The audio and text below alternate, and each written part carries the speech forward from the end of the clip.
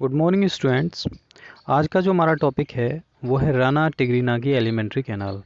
पिछले लेक्चर में हमने स्कॉलियोडोन के डाइजेस्टिव सिस्टम के बारे में हमने स्टडी किया था और उसकी एलिमेंट्री कैनाल का स्ट्रक्चर हमने देखा था।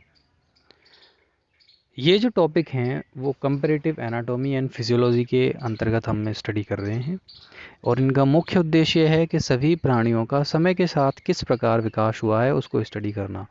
समय के साथ जो विकास हुआ है उनमें किस प्रकार के अनुकूलन विकसित हुए कि उनकी आंतरिक और बाह्य संरचना में कुछ परिवर्तन हो गए।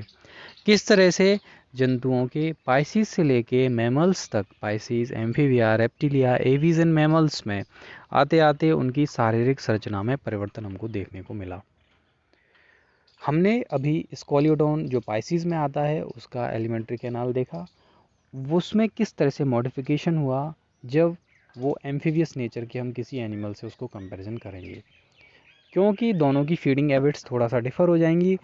पाइसिस जो होते हैं पूरी तरह से पानी में रहेंगे, लेकिन एम्फीबियस होने की वजह से राना टिग्रिना ज़मीन पे आके ज़्यादातर जीवन अपना व्यतीत करते हैं, लेकिन प्रजनन के लिए, रिप्रोडक्शन के लिए, अंडे देने के लिए उन्हें पानी में जाना पड़ता है, इसीलिए उनकी नेचर जो होती है वो एम्फीबियस होती है।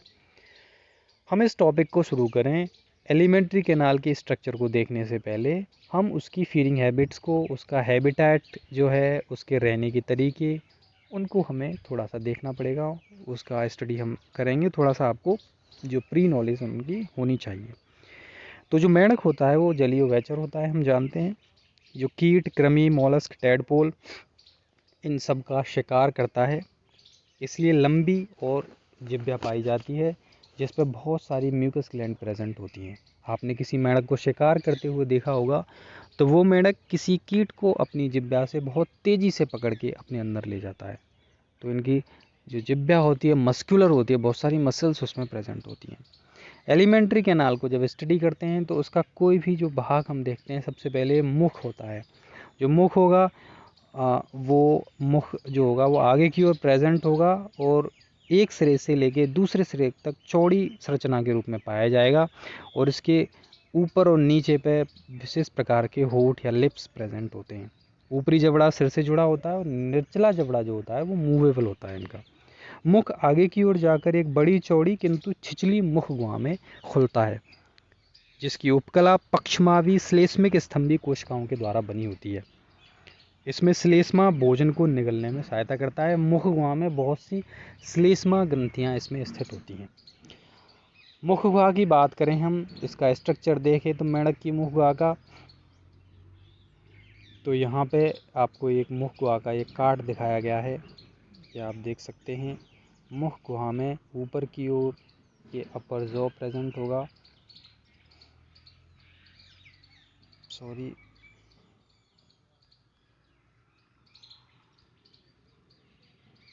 ये वाला पोर्शन,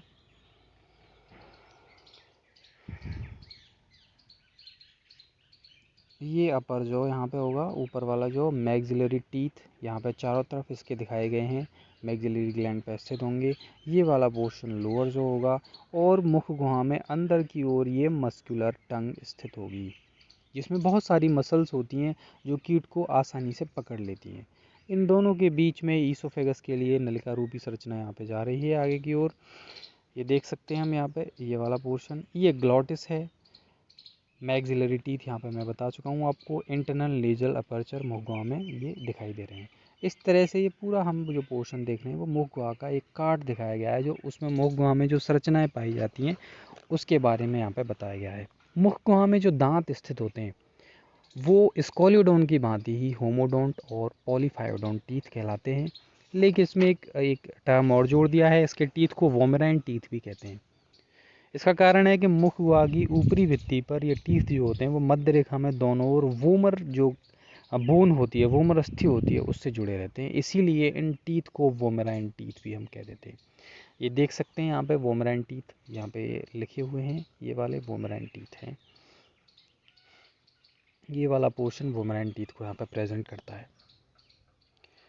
मुख गुहा आगे की ओर जाके फेरिंग्स में खुलती है, जो जबड़ों के कोणों के निकट एक एक यूस्टेकियन नलिकाओं के इसमें रंध्र प्रेजेंट होंगे जो मध्य कर्ण से जुड़े रहते हैं। नरजंतु में इनमें ओपनिंग ऑफ वोकल कॉर्ड भी पाए जाते हैं। नरजंतु में वाक कोश रंध्र प्रेजेंट होते हैं जिनसे वो विशेष प्रकार की आवाज़ निकालते हैं। इसके धरातल पर मध्य रेखा में लंबा दरार रूपी ग्लॉटिस पाया जाता है। इसमें ऊपरी चौड़ा व बड़ा छिद्र जो होता है वो गलेट कहलाता है। गलेट और ग्लॉटिस हम ये बता रहे हैं। देखो ये वाला पोर्शन हम यहाँ पे ग्लॉटिस होगा, ये ईसोफेगस है बीच वाला पोर्शन। आगे की ओर ये जो फेरिंग्स होगी वो एक छोटी चौड़ी पेशी और अत्यधिक फैलने वाली नलिका में खुलती है जो पतली नलिका होती है, तथा इसके भीतर श्लेष्मिक ग्रंथियाँ श्लेष्म स्रावित करने कर भोजन को नीचे उतारने में सहायता करती हैं, जिसे हम कहते हैं कृशिका, ईसोफेगस। ये वाला पोर्शन हम देख सकते हैं। ईसोफेगस से ये डायग्राम यहाँ पे स्टार्ट हो रहा है। ये वाला पोर्शन ईसोफेगस है। ये ईसोफेगस आगे की ओर जाके भोजन को स्टमक में ले जाएगा। ये वाला पोर्शन हम देख रहे हैं, ये वाला पोर्शन है स्टमक का। आमाशय देह गुहा में बाईं ओर पृष्ठीय देह भित्तियों से योजनियों द्वारा जुड़ा होता है। यह आहार नाल का सर्वाधिक चौड़ा पेशी और थैले जैसी संरचना का भाग होता है। अग्रभाग जो होता है वो कार्डियक कहलाता है और पीछे वाला भाग इसका पाइलोरिक कहलाता है। आमाशय के दो पार्ट होते हैं। हमने वहाँ पे भी ये स्ट्रक्चर पढ़ा था जब हम स्कॉलिडोन के बारे में पढ़ते हैं, तो वहाँ पे भी हम आमाशय को दो पार्ट्स में डिवाइड करते हैं, कार्डियक एंड पाइलोरिक। कार्डियक जो पार्ट होता है वो आमाशय 5 से 7 सेंटीमीटर लंबा होगा। आमाशय की भीतरी भित्ति में अनेक प्रकार के लॉन्जिट्यूडनल फोल्ड अनुदैर्ध्य वलन पाए जाते हैं जो फैलाकर अधिक चौड़ा बनाते हैं। इसकी श्लेष्मिक उपकला में अनेकों जठरीय ग्रंथियां पाई जाती हैं जो पाचक रसों का श्रावण करती हैं। आमाशय में जैसे ही भोजन ईसोफेगस के द्वारा लाया जाएगा तो भोजन के आते ही उसमें विशेष प्रकार के पाचक रस व एसिड्स मिला दिए जाएंगे और तेजी से पाचन की प्रक्रिया वहाँ पर शुरू हो जाती है। जो पाइलोरिक स्टमक होता है उसके पीछे की ओर पाइलोरिक जो कंस्ट्रिक्शन होता है, जो निचला भाग होता है, जो कह सकते हैं हम जो सिकुड़ा हुआ भाग होता है, ये पाइलोरिक कंस्ट्रिक्शन होता है, वो आमाशय को सीधा आंत्र में खोलता है। ये जो पाइलोरिक कंस्ट्रिक्शन हम देखें यहाँ तक आमाशय है और ये सीधा यहाँ से आंत शुरू हो रही है। तो भोजन कुछ पचने के बाद उसमें पाचक रस मिल जाने के बाद उसे पाइलोरिक कंस्ट्रिक्शन के द्वारा पाइलोरिक वाल्व से होते हुए अरेखित पेशियों के संकुचन के माध्यम से आंत्र में आगे की ओर भेजा जाता है। आंत्र की बात करें तो ये दो भागों में बटी होती है, large intestine and small intestine. ऐसा विभेदन, इतना विभेदन हमें वहाँ पे देखने को नहीं मिला था स्कॉलियोडोन में, क्योंकि उनकी डाइट प्रेफरेंसेस, भोजन का प्रकार थोड़ा अलग होता है। यहाँ पे थोड़ी संरचना राना टिग्रिना की और जटिल हो जाती है, तो जो एलिमेंट्री कैनाल का डाइवर्सिफिकेशन होता है, कॉम्प्लेक्स स्ट्रक्चर और ज़्यादा बढ़ जाता है। तो इसमें स्मॉल इंटेस्टाइन और लार्ज इंटेस्टाइन बढ़ गई। स्मॉल इंटेस्टाइन को भी अलग अलग पार्ट्स में डिवाइड कर दिया गया, जिसका सबसे पहला पार्ट जो होता है वो डिओडेनम कहलाता है। डिओडेनम वाले पार्ट में आगे की ओर गॉल ब्लैडर हमें दिखाई दे रहा है। देखो आपको एक डायग्राम के थ्रू बताते हैं। ये ऊपर का जो पोर्शन है वो लिवर का है, ये वाला पोर्शन लीवर है। नीचे की ओर ये वाला पोर्शन पैंक्रियाज का है।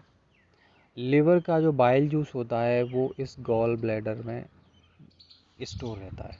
भोजन जैसे ही इस डिओडेनम में आता है तो लिवर के जो पाचक रस और पैंक्रियाज के पाचक रस दोनों इसमें मिला दिए जाते हैं, दोनों को इसमें डाल दिया जाता है। तो जितने भी पचने में थोड़ी बहुत कमी रह जाती है, छोटी आंत्र में इन पाचक रसों के द्वारा भोजन को पूरी तरह से छोटे छोटे पार्ट्स में पचा दिया जाता है। तो छोटी आंत्र में मुख्य रूप से पाचन का काम होता है।